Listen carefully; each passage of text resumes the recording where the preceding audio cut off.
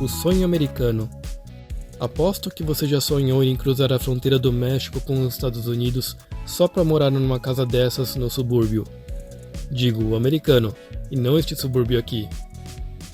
A rua cheia de crianças brincando até tarde sem se preocupar com carros passando a milhão e motos cortando giro. Casas grandes, terreno sem muros, o jardim sempre aparado e verde, uma garagem em que cabem 20 carros e uns 100 metros da calçada até a entrada da casa. Tudo bem, eu exagerei, mas com certeza é infinitamente mais deslumbrante do que isso aqui.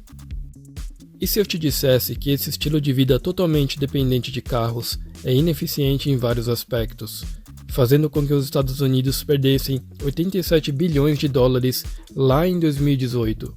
Além disso, é hostil, pois acredite, apesar de ser a terra da liberdade, as pessoas vivem presas dentro de suas casas e de seus trajetos diários. E neste vídeo eu vou contar porquê. Os subúrbios americanos já existiam há muito tempo, mas eles tiveram um grande incentivo do governo federal a partir do final dos anos 40, com a propaganda do sonho americano de liberdade sobre rodas. This is the American dream of freedom on wheels, an automotive age, traveling on time-saving superhighways, Futurama's free-flowing channels of concrete and steel.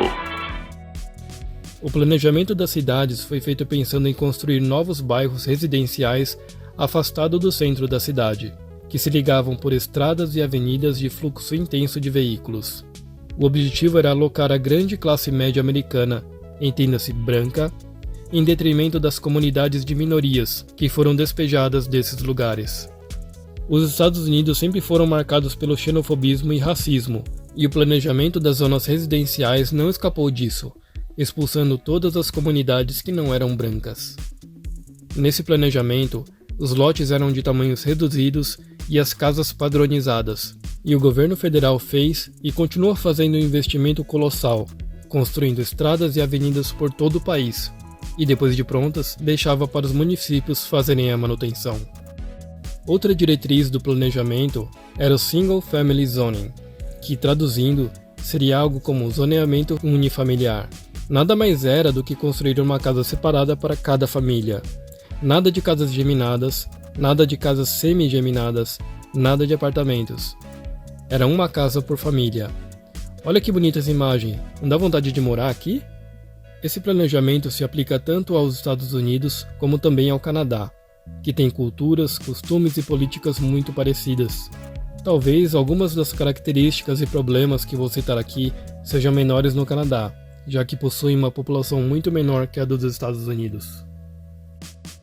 Me diga, o que essas cidades têm em comum? Perceberam que essas cidades começam com construções bem baixas ao redor e de repente no meio há prédios bem altos e arranha-céus? Essa é a típica imagem de uma cidade americana. Como já deu para notar, esse modelo de cidade é totalmente dependente de carros. As pessoas precisam de carro para tudo. Esse modelo desmotiva o caminhar, pois o comércio fica longe do subúrbio e é preciso fazer tudo de carro. Olha só como o subúrbio forma um bolsão de casas com muitas ruas curvas, parecendo um labirinto. E os comércios ficam em regiões específicas e separadas. Ir a pé, se não é impossível, é muito cansativo.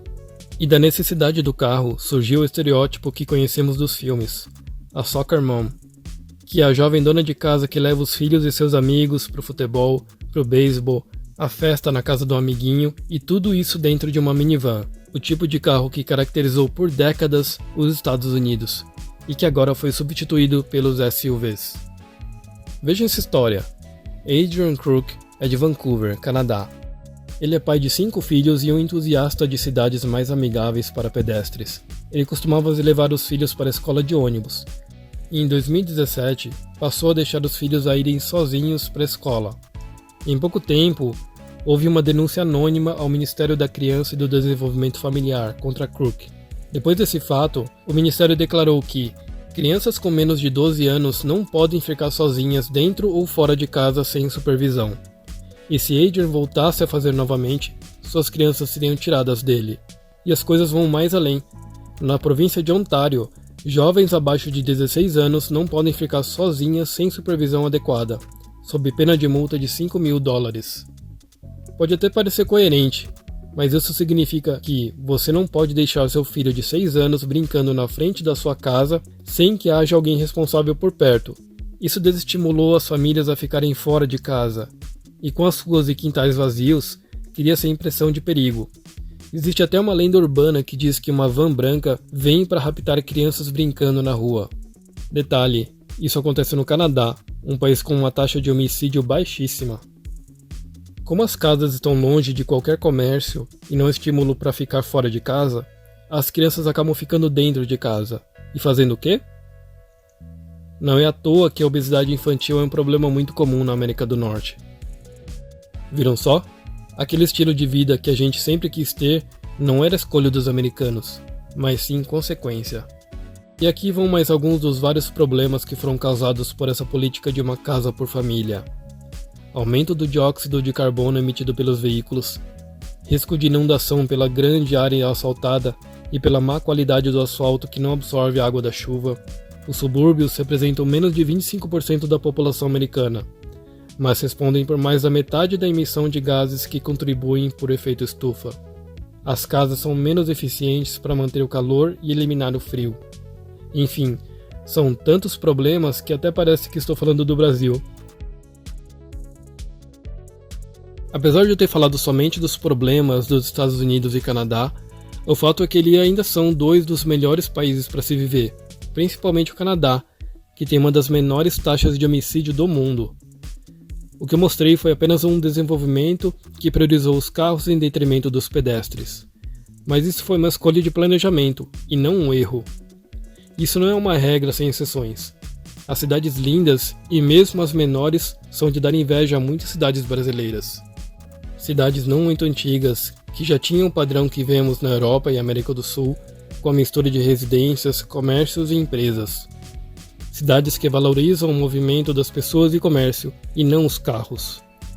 Bairros que mesclam apartamentos e comércios menores, para quem prioriza a integração com a cidade e não faz muita questão de espaço. E no Brasil? Nós fomos colonizados por Portugal, e por isso tanto o planejamento das cidades quanto o tamanho das ruas foram baseados no padrão português, em que os terrenos, as casas, ruas e estradas são menores se comparados aos Estados Unidos. Nas grandes cidades, nem tudo foi bem planejado e estudado, em grande parte pela incompetência no planejamento ou até mesmo a falta dele.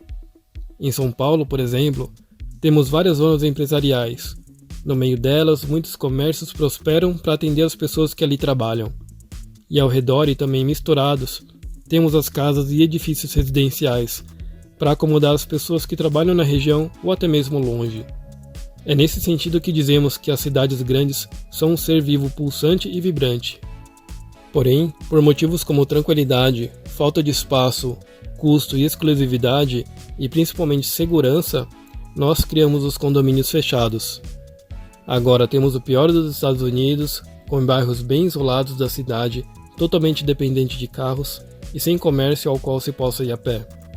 Mas, por causa da alta desigualdade social e de renda, somente os 1% mais ricos da população conseguem pagar por isso.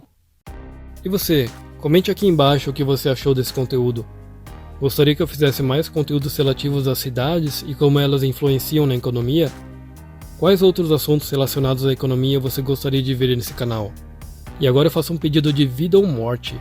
Inscreva-se nesse canal, dê o like que é de graça e ative o sininho para as notificações. Só assim o YouTube vai entender que meu conteúdo é relevante e aí eu vou conseguir produzir material de melhor qualidade. Quem sabe assim eu consiga crescer e me mudar para uma bela casa nos Estados Unidos.